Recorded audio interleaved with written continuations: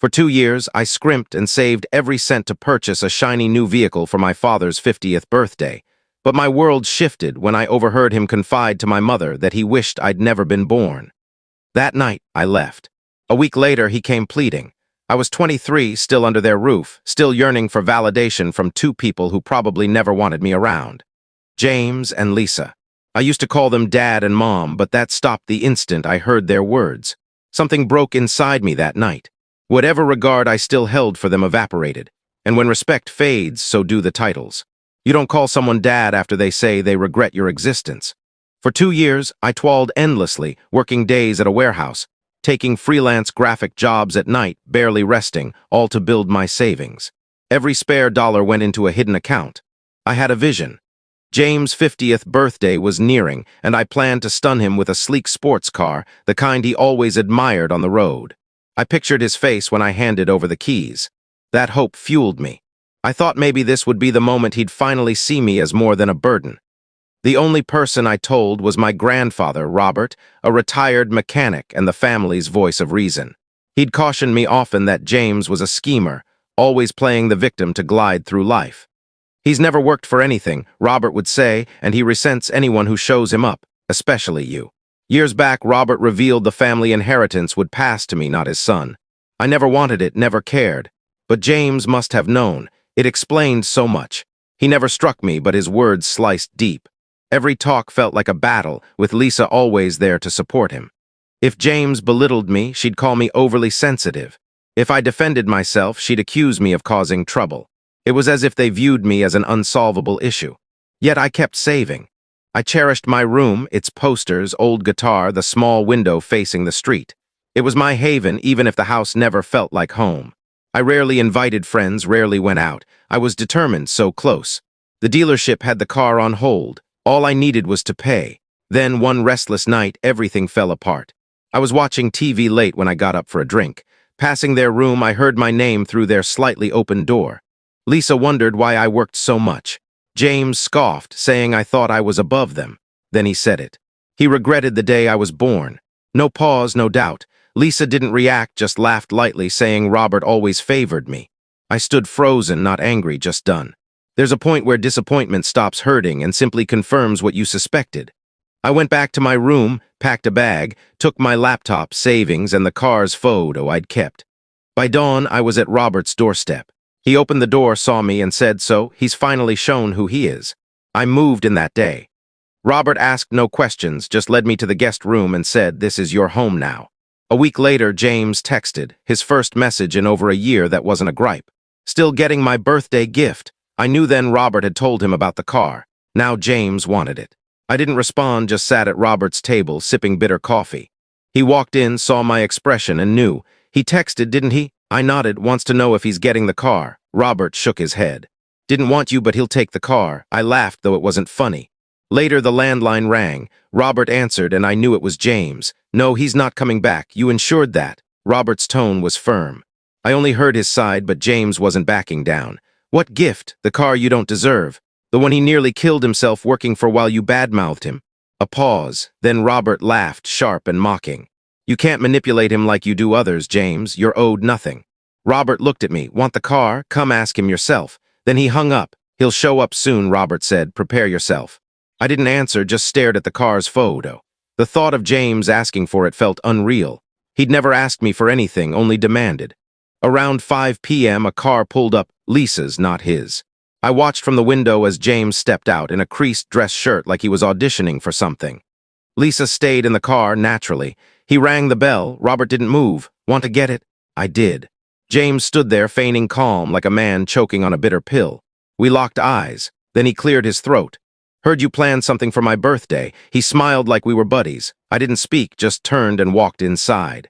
He followed, eyeing Robert's house like it insulted him. Robert sat in his armchair, arms crossed. "Go on, James, ask him." James stiffened but swallowed his pride. "Heard you're buying a car. Thought maybe, despite everything, you'd still give it to me." I raised an eyebrow, "Despite everything.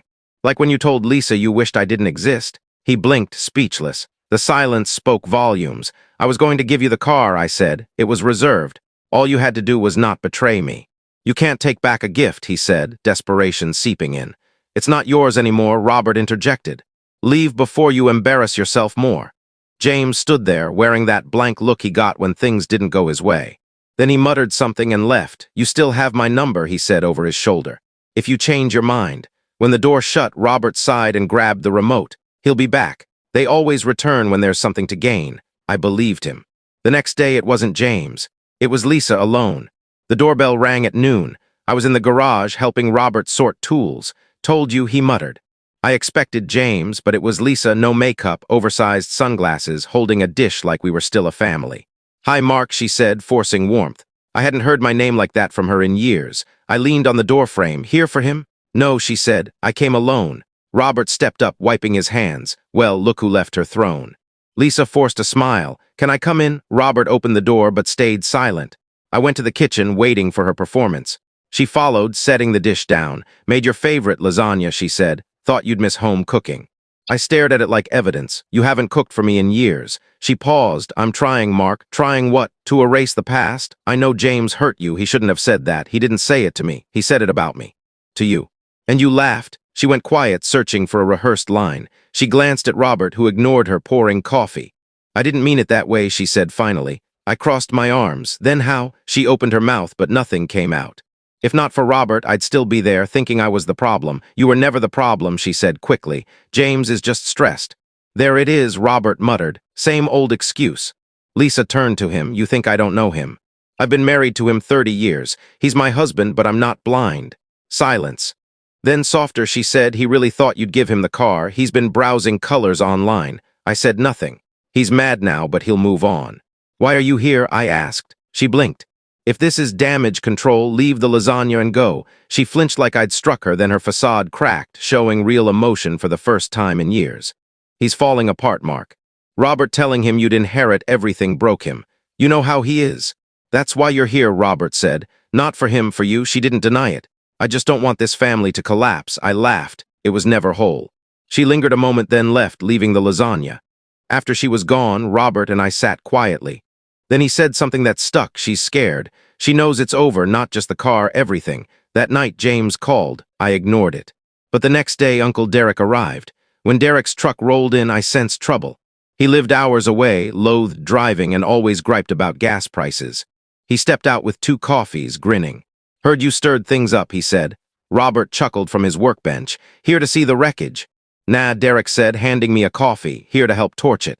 Derek, James' only brother, was his opposite, a contractor who'd raised 2 kids alone after a divorce. Hardworking, never whining, always kind to me. He sat down. Let me get this right. You worked 2 years for a car for him, and the night before giving it, he says he wishes you didn't exist. I nodded, and Lisa laughed. Another nod. Damn, he muttered, and he still wants the car. Robert filled him in. James text, Lisa's lasagna act, James meltdown. Derek leaned forward. Here's the plan. When's the birthday? 3 days, I said. Perfect. Haven't canceled the car. No, it's still reserved. Even better. Derek pulled out his phone. I've got every relative's number. I'll tell them James' party is off and why exactly what he said about you. He smirked. People lose interest in free cake when they hear the host wishes his kid didn't exist. I was stunned. You do that? Mark, I should have stepped in years ago. I watched him treat you like garbage while Lisa backed him. Enough. Within an hour, Derek was calling relatives, aunts, cousins, no sugarcoating. By day's end, the party was canceled. James would have only Lisa and maybe a sad balloon, but Derek wasn't done. Still got the car? Yeah, good. We're taking it for a drive, not to him, just us. You earned it, he grinned. And on his birthday, we'll roll up not with a gift, just the car, so he knows what he lost. I smiled. This wasn't vengeance, it was the truth breaking free. James' birthday was about to be empty. The day before, we picked up the car, deep metallic blue, gleaming, its engine purring with power. The dealer shook my hand, unaware of the chaos it would spark. I drove off with Derek beside me, Robert in his truck behind. We didn't go home. We took the scenic route, windows down, music loud, wind in our hair. For the first time in years, I felt free. We parked outside James' favorite diner, where he'd boast about unearned successes. Derek and I sat by the window, sipping coffee as passers-by admired the car. One guy circled it twice, whistling. We didn't talk much, nothing needed saying. By evening, we parked at Robert's. I stood staring at the car, thinking how close I'd come to giving it to a man who saw me as a mistake. It was meant to be his redemption. Now it was proof of his failure. I slept well that night. Next morning, we were up early. Derek brought pastries, Robert made his awful coffee. At 10 a.m., we left Derek in Robert's truck, me driving the Blue Beast. No call, no knock. We pulled up to James' house, engines rumbling. James stepped out in a gaudy gold-trimmed shirt like it was still his day. Then he saw the car. His jaw dropped. "You got it," he said, voice shaky. "You bought the car." I nodded but offered nothing. He reached out, expecting keys. "You're not giving it to me," he realized. Robert stepped forward. "No, James." "It was never yours." James looked around. No relatives, no party, just Lisa peering through the curtains, unsure. Then he saw Derek. "You told them not to come." Derek crossed his arms. "Damn right. And I told them why." James' face twisted. Anger, shame, then rage. "You think shaming me makes you a man?" I spoke at last. "I'm not trying to be anything. I'm just done pretending you deserve anything from me." He stood there, then stormed inside, slamming the door so hard the windows shook. Robert clapped my shoulder. "Now let's take this car for a real ride." We left, the engine's roar drowning out any shouts behind us. The next morning, silence. No calls, no texts, just the car shining in Robert's driveway. I kept staring, waiting for regret that never came. That afternoon, I told Robert I needed one last drive. He nodded. "Leave the past behind." I drove for hours, back roads, highways, aimlessly. At sunset, I ended up at the old gravel lot where James once taught me to drive, now overgrown and forgotten like his lessons. I parked, cut the engine, and sat. For the first time, the car didn't feel like his dream or mine. It felt like a tether. I pulled an envelope from the glove box, car paperwork, and a note, not for James, but for someone who needed a fresh start. A local charity supported foster kids aging out. They'd find a worthy owner. I left the envelope on the seat, locked the car, and dropped the keys in the charity's after-hours box. Then I walked home, 5 miles under the stars, lighter than ever. The next morning, 2 messages waited. One from the charity, "Thank you, you've changed a life." The other, a voicemail from James, "So you gave it to a stranger. Hope it makes you feel big. When Robert's gone, you'll be alone." I deleted it without hesitation.